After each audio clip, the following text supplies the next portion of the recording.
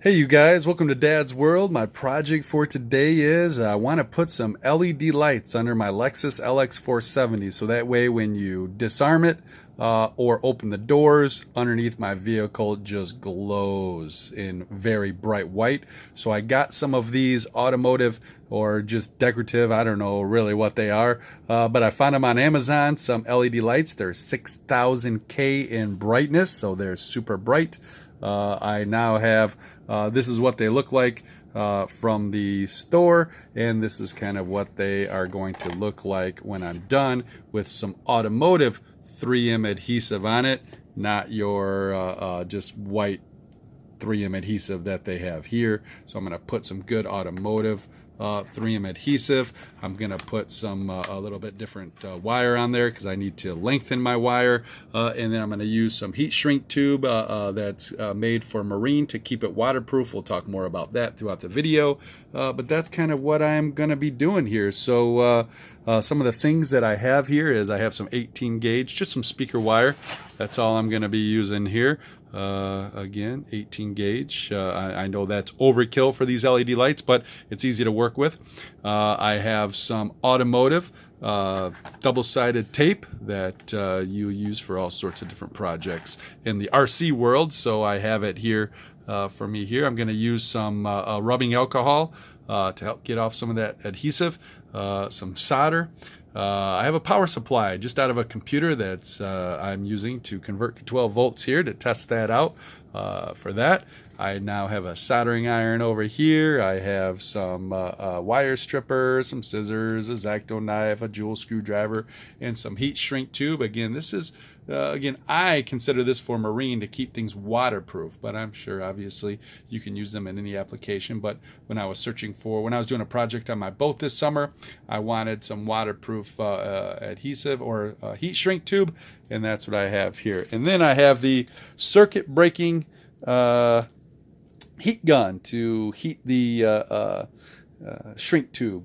And if we don't blow a fuse, then I don't know, because I've got all sorts of lights, bigger lights up there that's using a lot of power to run this. So here we go, you guys. I'm going to turn my phone around and use a little makeshift stand here to hopefully have this, and turn off my power supply. I'm sorry to probably kill your eyeballs there for a second, and we will come back to that in a little bit. And we're going to start disassembling this right here. Pretty easy to do. Again, oh, sorry about my fingernail. It's pretty nasty, isn't it? I had a hangnail, pulled it, got infected, and now I am regenerating a nice new nail. So don't make any bad comments about my poor fingernail. Anyway, here we go, you guys. I'm pulling this little bezel off of here, and it's just a cheap little decorative thing. So if you are using these LED lights for something else, it's a nice decorative thing, but I don't need it. So I'm just going to take that off and just throw it in the trash. I'm going to go ahead and take off their wiring that they have there by just using my soldering iron and disconnecting that. As you can see, these wires are very thin, very small, hardly using any amperage at all. So these LED lights just take up no power at all. So they will be fine. They're not going to drain your battery at all, I promise you. So now, you guys, I'm just going to kind of get this ready to work with. So I'm going to take off this 3M adhesive to the best of my ability, with trying to get it off without having to X-Acto too much of it off, but it always seems like it never fails. I have to X-Acto it all off. I wish that stuff would come off a little better, but again, this is just the white. I mean, for interior stuff, I'm sure it's fine, but exterior in my car and stuff, I just have always used the automotive 3M adhesive, and it has never failed me. So you know what the old saying goes, if it's not broke, don't fix it. So I've got most of it off there. Now I'm getting my trusty X-Acto knife, and I've got 2 little kids, and if you have little kids, make sure that you put that away in a safe place, because these X-Acto knives are very sharp. And I've got a 4 and a 6-year-olds, and as you can imagine, those boys are curious. They're down here with me all the time, playing with our RC cars and stuff like that. And I have this X-Acto knife with its cover on it, and it is up and out of the way. So just make sure safety first with your little ones around, if you do have some little ones. Alright, so I'm just getting off the bigger stuff here, and then I'm going to grab my rubbing alcohol and use that to try to get some of that goo off of there. I'll use some more of that rubbing alcohol more in a little bit, but as I'm starting to work on here, I'd like to get some of that off of there. So I'm just rubbing that. It kind of melts the goo away almost. You got to use a little elbow grease here, so don't be afraid. You're not going to hurt the LEDs.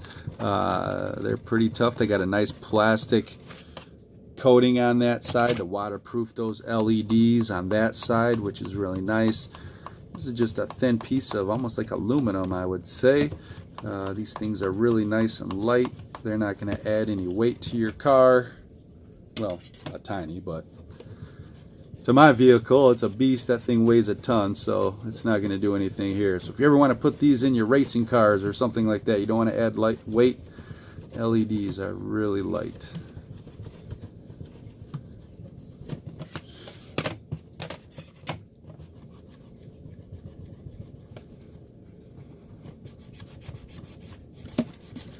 Alright, I think we got that done.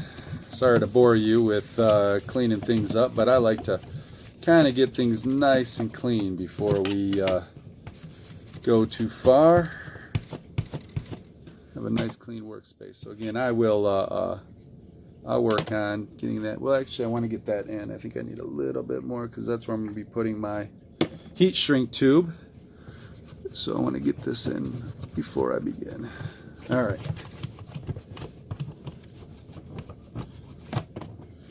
Okay, so we got that nice and clean for the most part.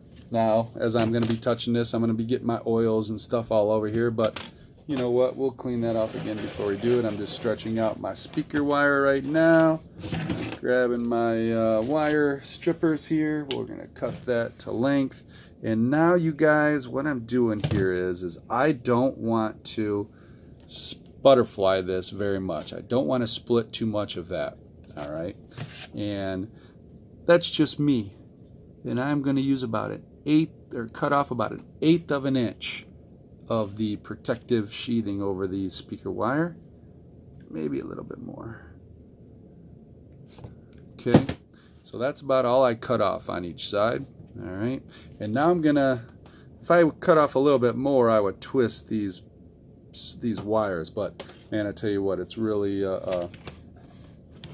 there's not much wire there, so I don't need to do it too much. And now I'm doing what's called tinning it. I'm kind of preparing it to be soldered. So I'm going to put a little bit of solder here on these wires.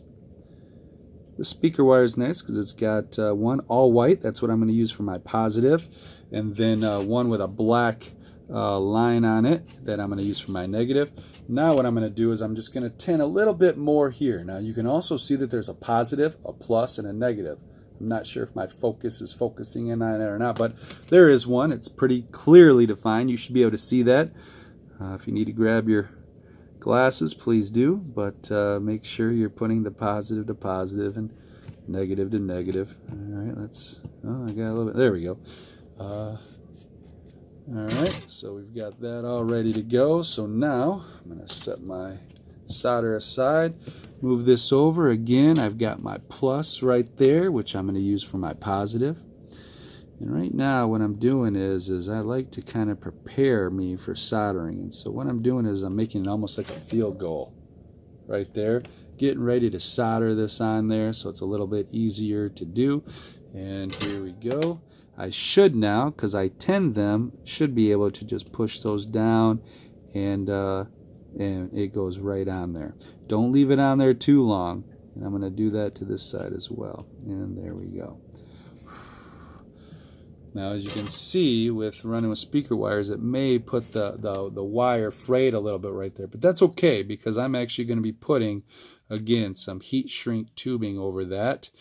So that's nice and on there. I like to tug on these a little bit. All right. And I'm using some force right there. I'm not just patty caking. I'm using some force there. I want to make sure that those are going to be on there nice and good. So now, you guys, I'm going to be using my heat shrink tube. Again, this is what I consider marine to keep it waterproof.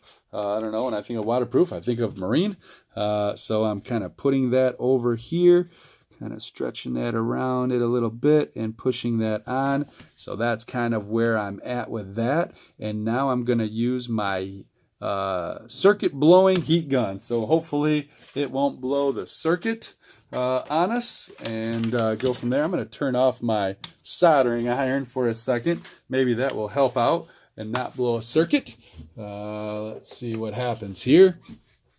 All right, so you guys are going to start our heat gun. Now, when you start to use a heat gun, these get very, very hot. Can I get this? So you want to move it around.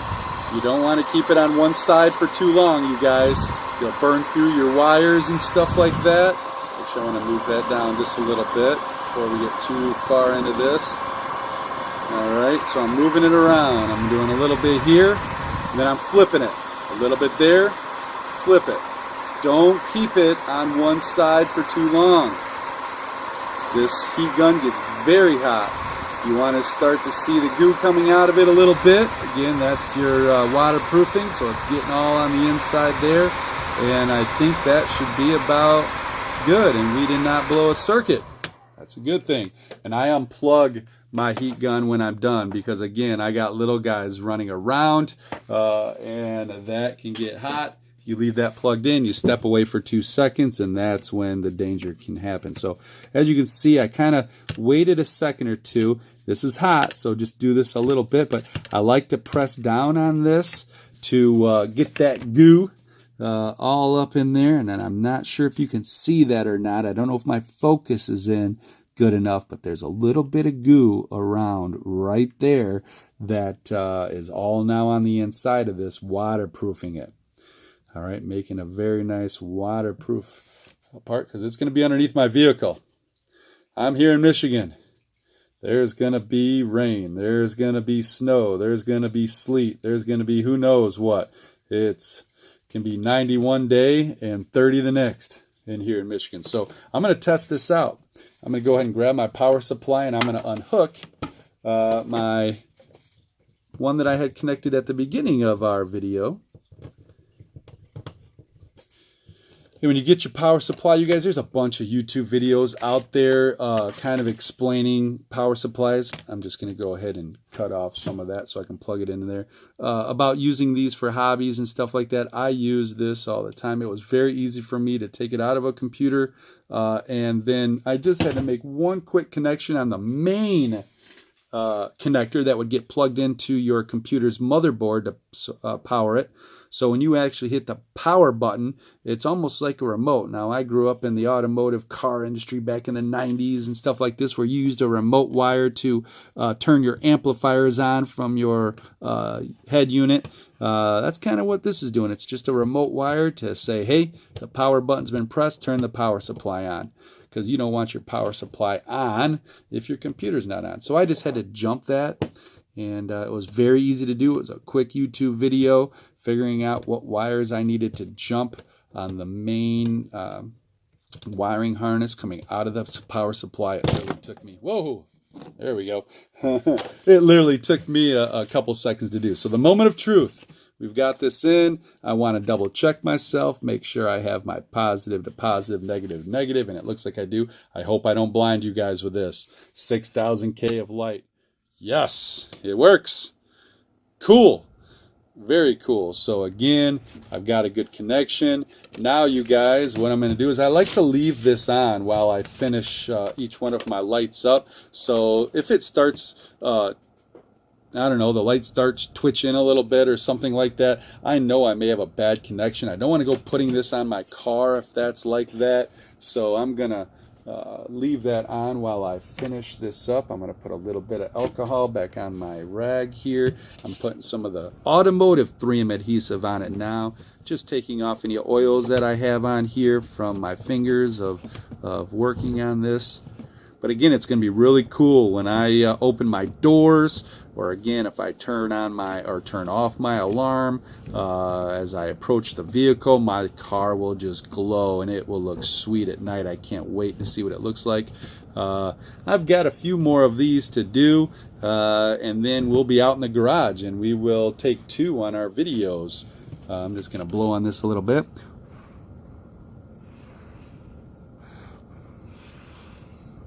Please, before you put stickers on anything, use some alcohol. Clean off all of those things on there. Even if it looks clean, alcohol gets off any of those oils that we can't even see. So here we go. Now I'm just applying this to the back of our aluminum here. And I don't see any of my lights twitching or anything, which is good. And I'm pressing down on this. And I'm going to go ahead now and trim this off. I just trim the edge of that off. And now what I like to do is just go and really press that down and get that really secure on the back of that, because this now is going to go up underneath my running boards. And trust me, I will clean underneath there, use some rubbing alcohol, get that all cleaned up and ready to go. But there we go, as simple as that. We have another one ready to go. So again, our next meeting, I will see you guys out in the garage, a place that I love to hang out. So cool.